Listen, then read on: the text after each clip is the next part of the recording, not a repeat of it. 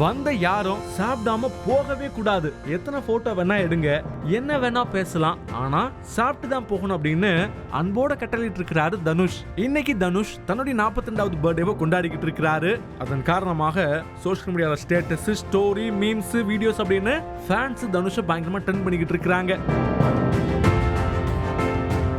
அது மட்டும் இல்லாம நாங்க எங்க தலைவரை பார்த்தே ஆகணும், எங்களுக்கு தெரியும் அவர் வீட்டுல தானே இருக்கிறார் அப்படின்னு பல பேரு அவரை பாக்குறதுக்காக அவர் வீட்டுக்கே போயிட்டாங்க. அதை பார்த்துக்கிட்டு இருந்த தனுஷ், என்னப்பா இது, என்ன பார்க்க இத்தனை பேரு என் வீட்டுக்கு வந்திருக்கிறாங்களா, நானும் உங்களை பார்க்க வரேன் அப்படின்னு வெளியில வந்து அவங்க எல்லாருக்கும் கை கொடுத்தாரு, பேசினாரு, மாலைலாம் போட்டாங்க, எல்லாம் வாங்கிக்கிட்டாரு. அதுக்கப்புறமா தான் போனாரு.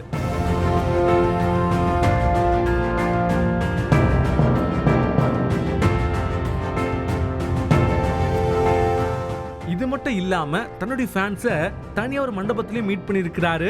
அங்க பாத்தீங்கன்னா ஃபேன்ஸ் எல்லாருமே ஃபேமிலியா வந்திருக்கிறாங்க.